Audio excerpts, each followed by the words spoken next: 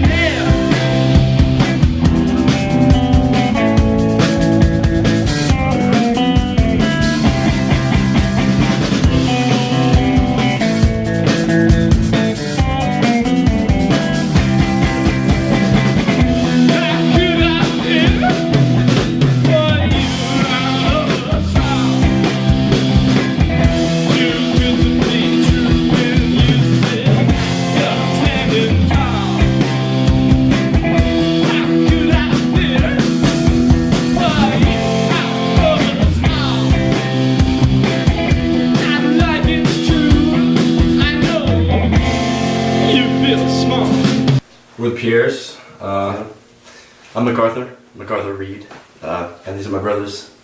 I'm Marshall. And I'm Lewis.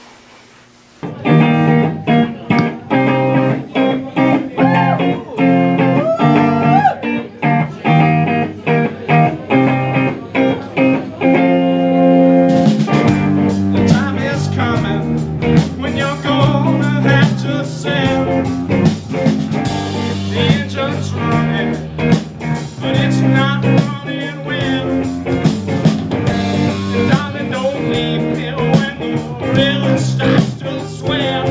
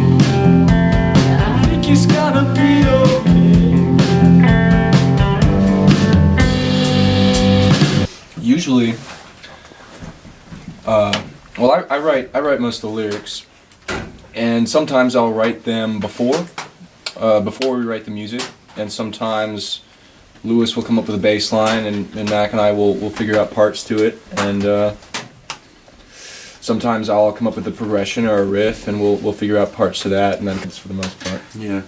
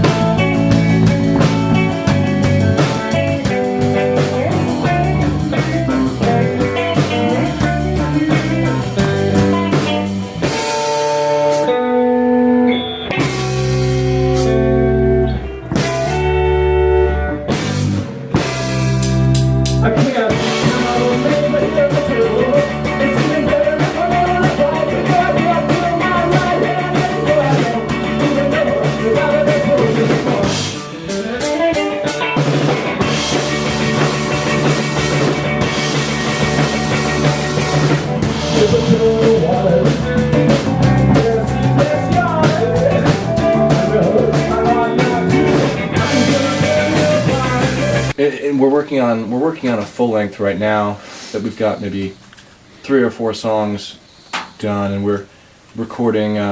We've got the dates already set, so we've got the few that we've got mapped out, and then we've been in this process of meeting here 3-4 nights a week, spending an hour and a half, 2 hours practicing the parts that we have down, building off those parts, and yeah, just working on progressions and sort of looking at each other, making eye contact. That's very important for us.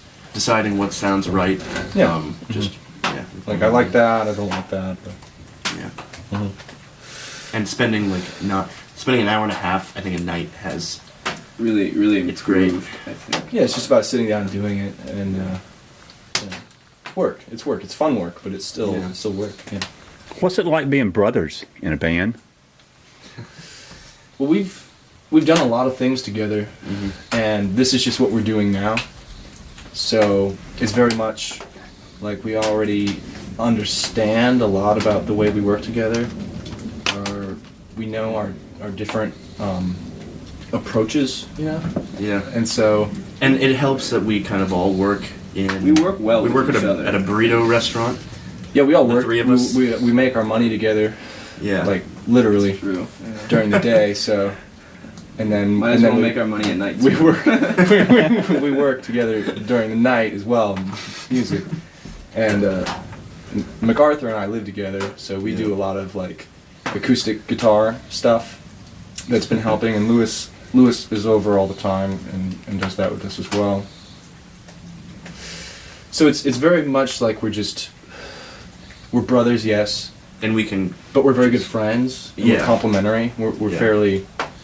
fairly interlocked. There's you a know? flow in working together with you guys. all those good like flow words, you know, all those Yeah. togetherness words, you know, apply. They all. They all do. The whole lot of them, yeah. This is another one that doesn't really have a title yet, but we're working on it.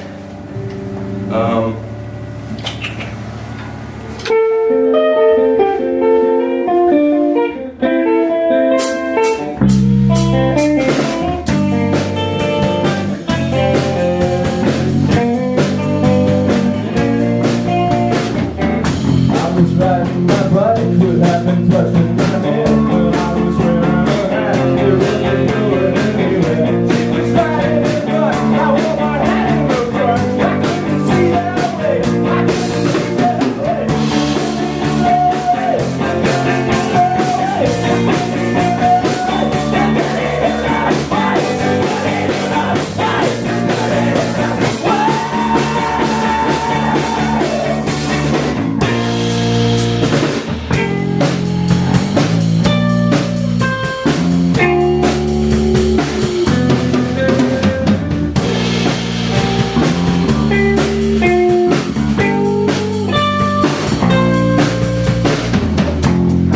taking a break out by the train, inhaling the smoke, and all the burning rain. He was riding the truck, and I can see that day, I can see that day, I can see that day, I can see that day, I can see that day.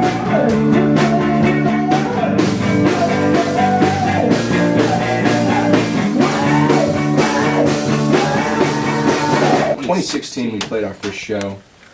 We've been playing music together for a long time, but it wasn't directed music. It wasn't music, I would say, from like a unified artistic place. It was music just because we liked playing music. And so I played piano first. We all played piano. Yeah. And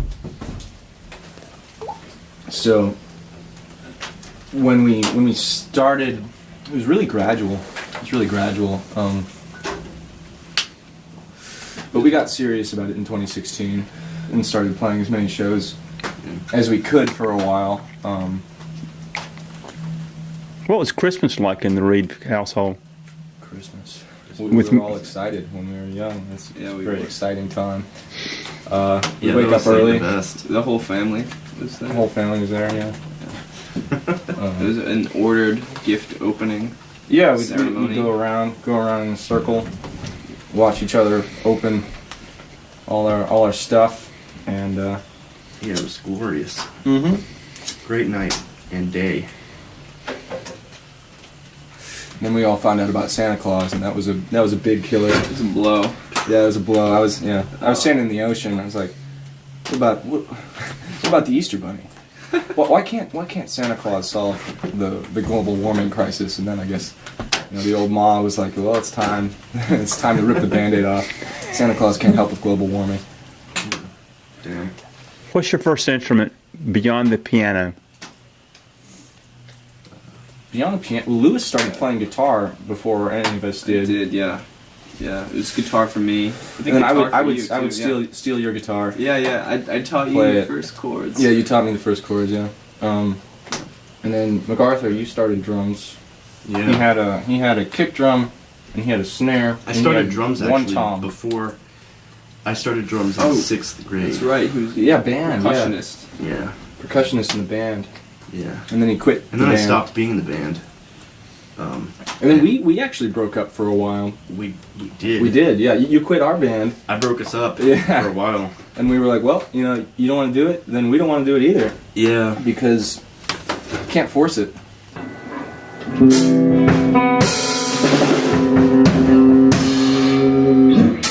This is called Aunt Sally.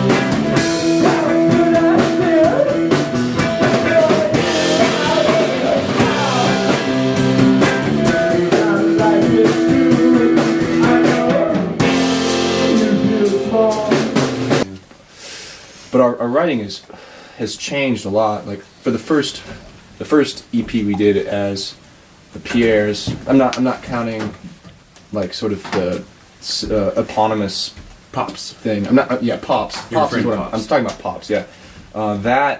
That we did. That was just a group of songs that we've been playing for about a year.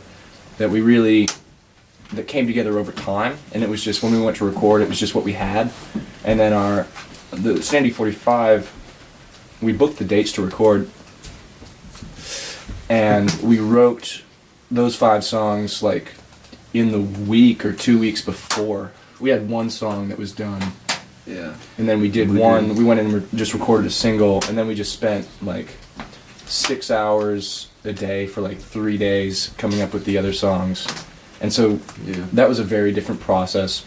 And now we're kind of doing a combination of that. We've got songs that we've been working on for a while, and then we'll do songs that we'll all sit down, and I'll have some words written down, but I won't have it complete, and we'll just work, you know. And sometimes we won't get anything. Sometimes we'll get something and build off of it, and just, you know, it's the kind of thing where you sit down and you just do it and you see what comes out. Yeah.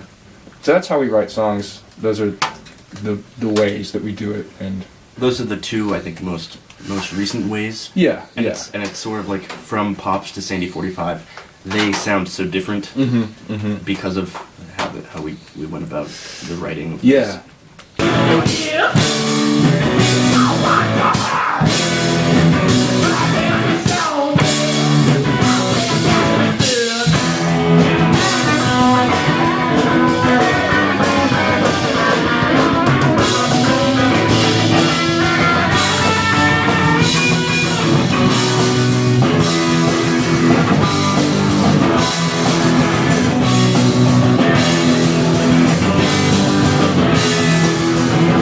Got my ear to the track.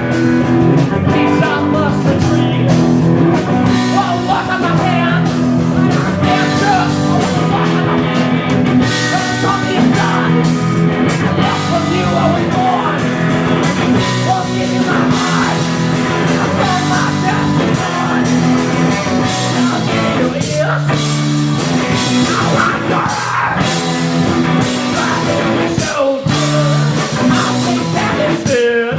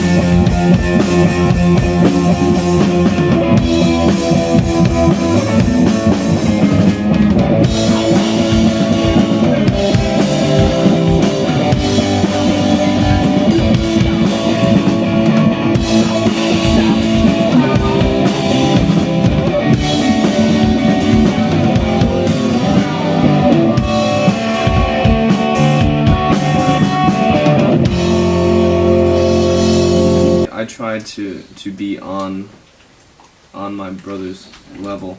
I feel the need to be on the same page, precisely on the same word as we continue the song. We are together, and I like to maintain that with eye contact and just like my movements. Just I feel it emphasize that. And that's why I move. Just because I'm just feeling it. I'm feeling my brothers, and I'd like to think we're all feeling it at the same time. And you looking kind of off is just, I don't know, brings you closer. Yeah, time. I mean, time is funny because, you know, music is something that occurs in time. You read a book, you can set it down. You read a page, you read a chapter, you set it down. You read that on your time. When you're playing a song, even if you pause, that's still part of the song. It's still moving on, and the pause can be important. It can be not important, but it's still there. And so when we play, when we move, you know, it's you have to compliment. You know, you got to compliment the whole deal. And if there's something going on that's not complimenting the whole deal, then it's it's got no business being there. It should be taken out. And especially like with 3-piece bands, I feel like referring to Lewis solely, Lewis and I, like bass and drums, just kind of in a sense must be together.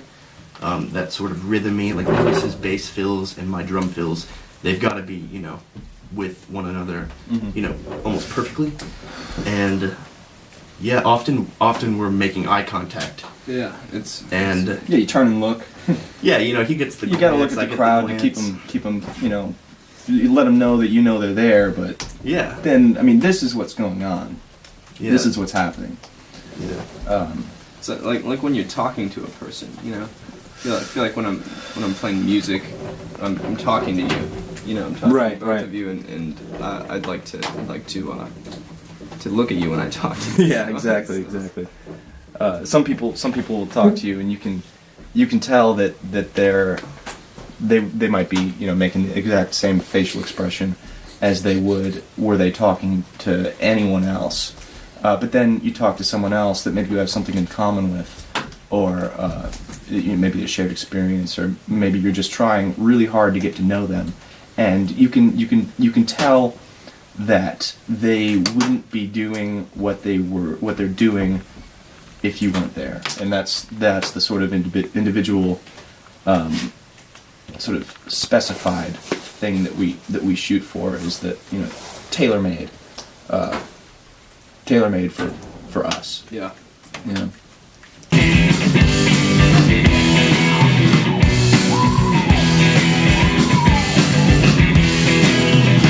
She turned her cheek toward the sun. I taught her face. She could have been anyone. The flowers died from neglect. I pick her mind. There's no need for me to reflect. Now give me your ears. Oh my God! You know. You have something in mind, you shoot for it, but you're content with what you do at the end of the day, and so you have to stand by that. And so in that way, it's a compromise. But then again, like, at the end of the day, authenticity, because you can't ever be perfect, though you may try. And I think that the best authenticity comes out when you try your best to be the best, to make the best thing, to be perfect, but you look in the mirror and you accept what you see. When the song's done, it's done, and if you tried to make it perfect, you'd be working on it 365 days a year for the rest of your life. So don't do that. Quit and move on. It's good to quit. It's good to quit, because quitting lets you take a step back, see what you've done, and do it better tomorrow. You know?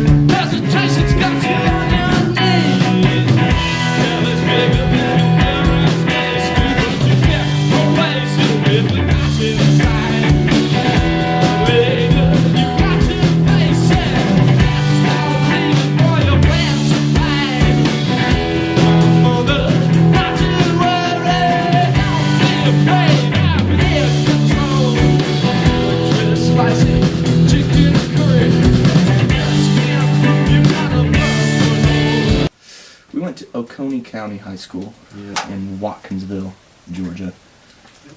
How did band influence you at Oconee County? Oh, I wasn't in band. Well, I mean, These two weren't. We were in band. Yeah, it wasn't. It was definitely Just in middle school, though, right? Yeah, just in middle school. Yeah.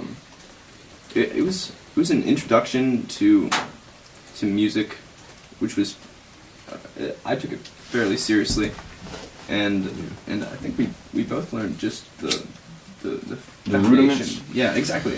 We had a really fun like band director, Mr. Cotton. He was very funny. He told me a lot of jokes. A few of them in reference to MacArthur Park. What's MacArthur Park? MacArthur Park is it's like a song. Oh, Yeah. it's a song. Mhm. What kind of song? I haven't even listened to it, but I know what it is.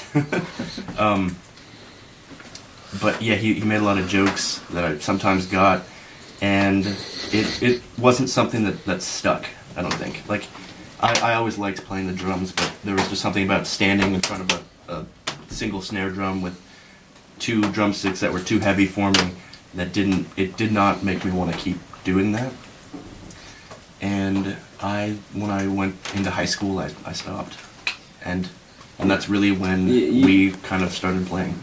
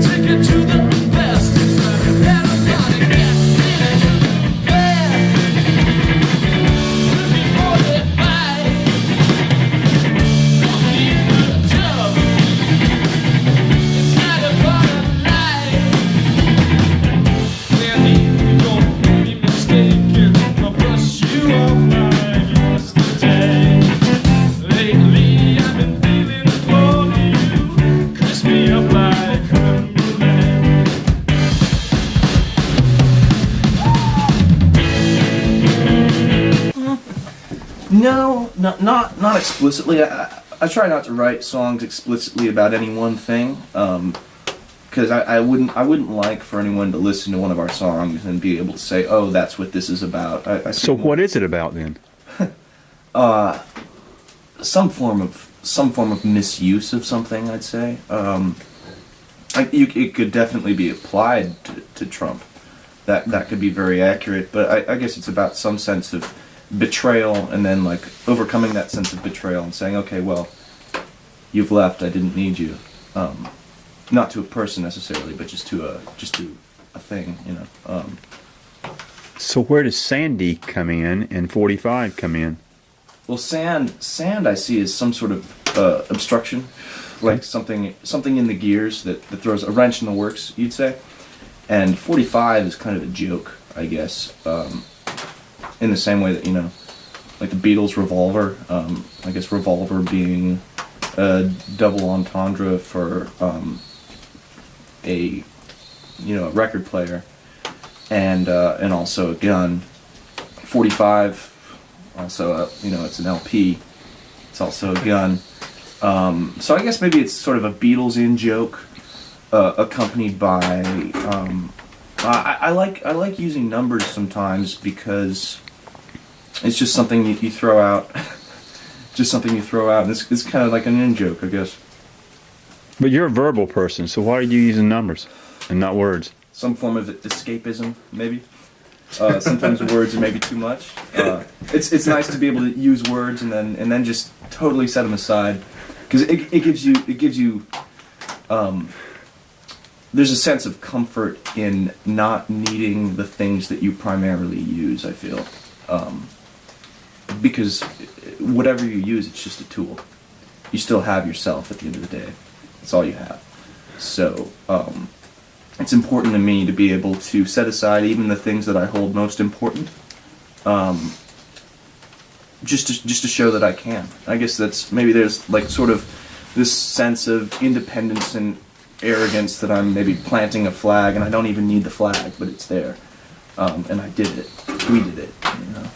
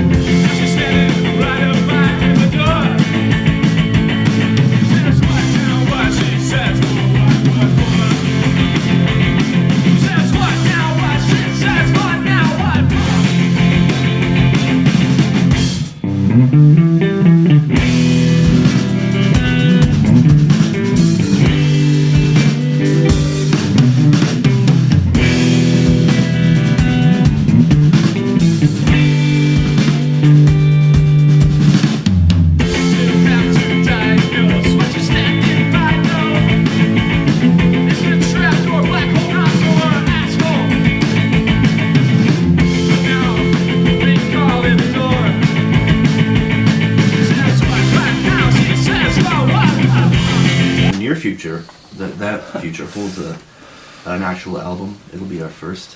Yeah, the future's putting one step after the other, waking up, Exactly. putting your clothes on, combing your hair, And going out make into it the to world. practice at Yeah. 10:30. Little finger said to leave him behind. He's gone intertwined across this time. Even Jimmy said his dog is blind. Set her aside cause he's a friend of mine. Tomorrow coming like a thing of the past. It'll be here fast, it's not gonna last. Now he's rolling over, I give him a taste. Not gonna let it go to waste like I did yesterday.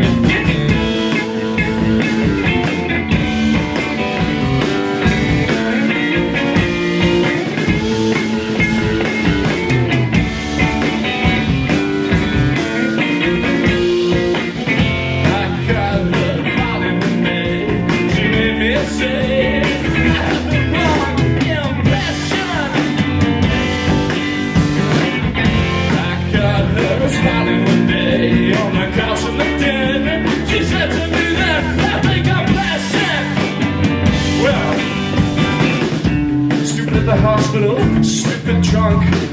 Stevie's dog around because he's blind. Amputated now, reduced to a stump. You better leave that untrained dog behind. His opinion spreads like facts out thin. And Jimmy comes in, that's how the business has been. Well now, Stevie has a dog, he can't find it. Sometimes be kind, take